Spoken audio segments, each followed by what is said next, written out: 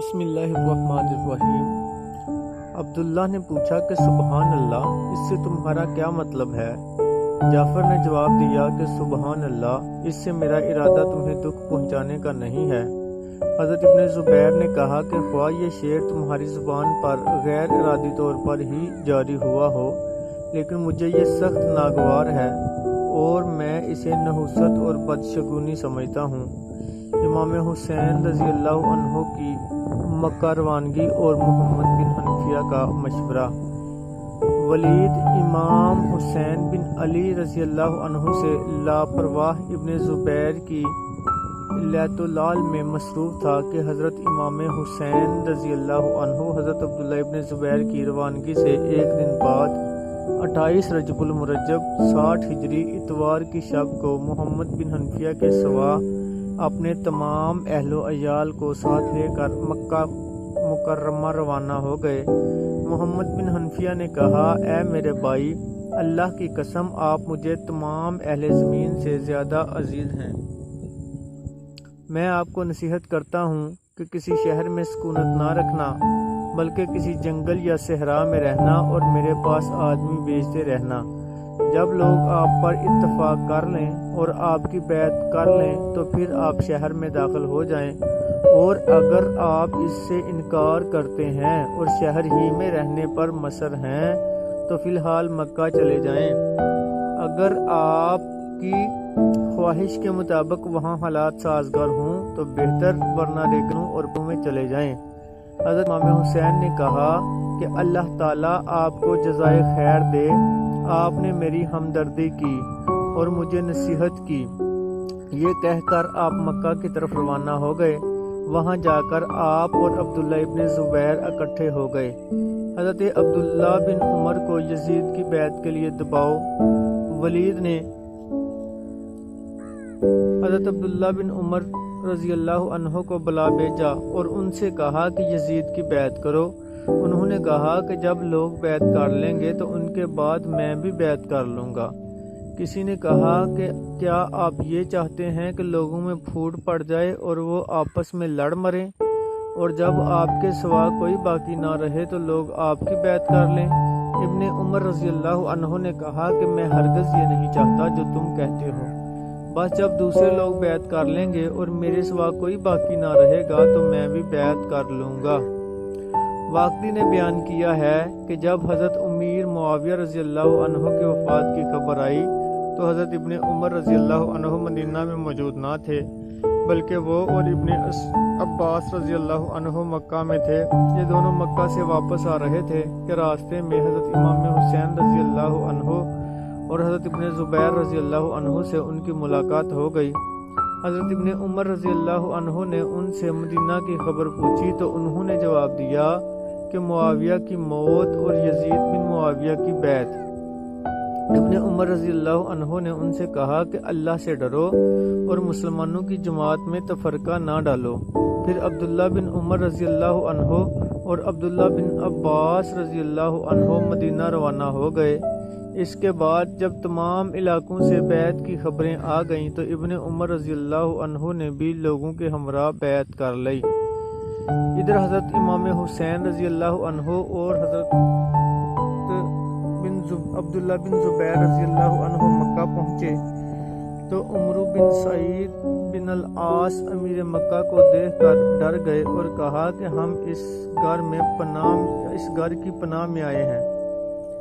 یزید بن معاویہ نے اسی سال رمضان المبارک 60 ہجری میں ولید بن عتبہ کو کوتاہی اور غفلت کی بنا پر مدینہ کی گورنری سے معزول کر دیا اور اسے بھی امیر مکہ عمرو بن سعید ابن العاص کی نیابت میں دے دیا۔ چنانچہ وہ رمضان المبارک ہی کے مہینہ میں، یا جیسا کہ کہا گیا ہے، ذی القعدہ میں مدینہ آ گیا۔ یہ ایک نہایت متکبر اور خود سر انسان تھا۔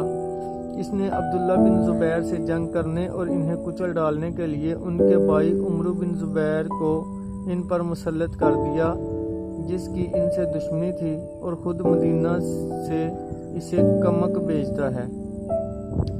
صحیحین سے ثابت ہے کہ جب عمرو بن سعید مکہ کو امدادی فوجیں بھیج رہا تھا تو ابو شریح خزائی رضی اللہ عنہ نے اسے کہا کہ اے امیر، اگر اجازت ہو تو میں آپ کو ایک حدیث سناؤں۔ فتح مکہ سے اگلے روز رسول اللہ صلی اللہ علیہ وآلہ وسلم خطاب کے لیے کھڑے ہوئے۔ جب آپ نے یہ فرمائی تو میرے کانوں نے اسے سنا اور میرے دل نے اسے یاد رکھا۔ اللہ تعالیٰ کی حمد و ثنا کے بعد آپ صلی اللہ علیہ وآلہ وسلم نے فرمایا کہ مکہ کو لوگوں نے نہیں بلکہ اللہ تعالیٰ نے حرام کیا ہے۔ اللہ تعالیٰ نے اس میں کشت و خون کی اجازت نہیں دی، نہ مجھ سے پہلے اور نہ میرے بعد، اور مجھے بھی صرف ایک دن کی 1 ساعت کے لیے رخصت ملی ہے۔ اس کے بعد آج سے اس کی حرمت اسی طرح قائم ہوگی جیسا کہ کل تھی۔ پس جو حاضر ہے وہ غائب تک میری یہ بات پہنچا دے۔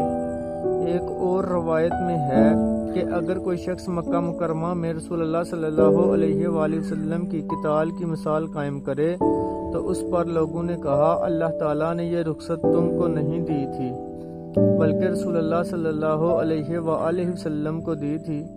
ابو شریح سے پوچھا گیا کہ امیر مدینہ نے تمہیں اس کا کیا جواب دیا؟ تو انہوں نے کہا کہ اس نے یہ جواب دیا کہ اے ابو شریح، ہم اس بارے میں تم سے زیادہ علم رکھتے ہیں۔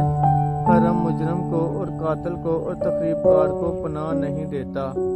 حضرت عبداللہ بن زبیر رضی اللہ عنہ کی 22 جنگ۔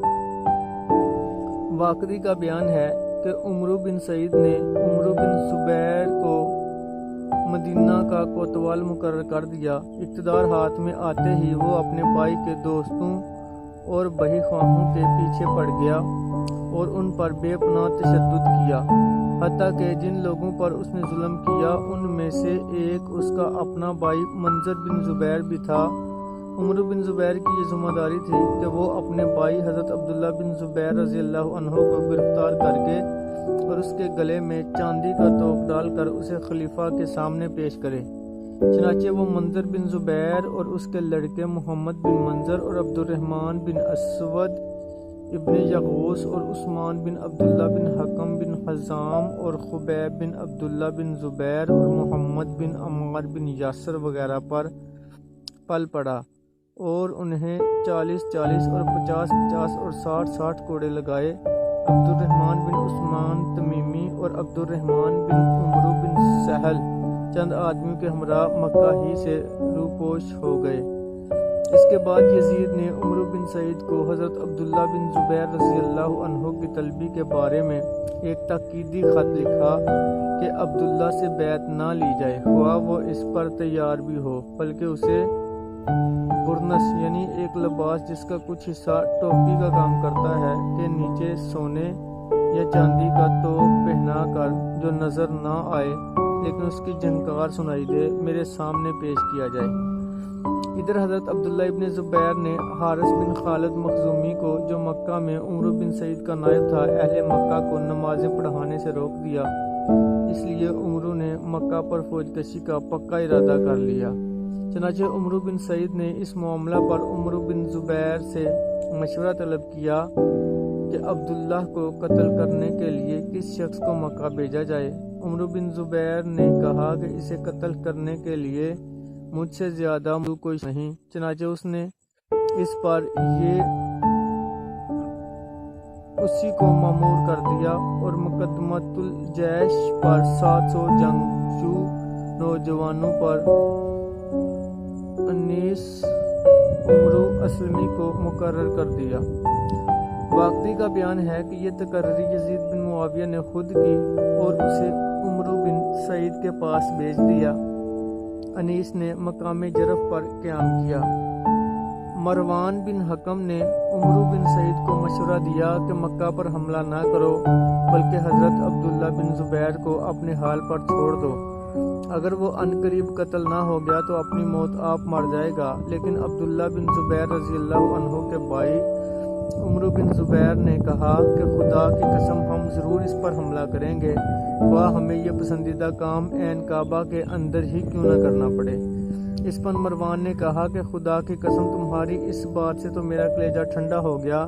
چنانچہ انیس روانہ ہو گیا اور اس کے پیچھے عمرو بن زبیر بھی باقی ماندہ فوج لے کر، جس کی تعداد 2000 تھی، چل پڑا اور ابتا پر جا کر قیام کیا، اور کہا جاتا ہے کہ اس نے صفا کے قریب اپنے گھر میں قیام کیا اور انیس نے زیتوا کے مقام پر قیام کیا۔ عمرو بن زبیر امامت کے فرائض انجام دیتا تھا اور عبداللہ ابن زبیر رضی اللہ عنہ اس کی ابتدا میں نماز پڑھتے تھے۔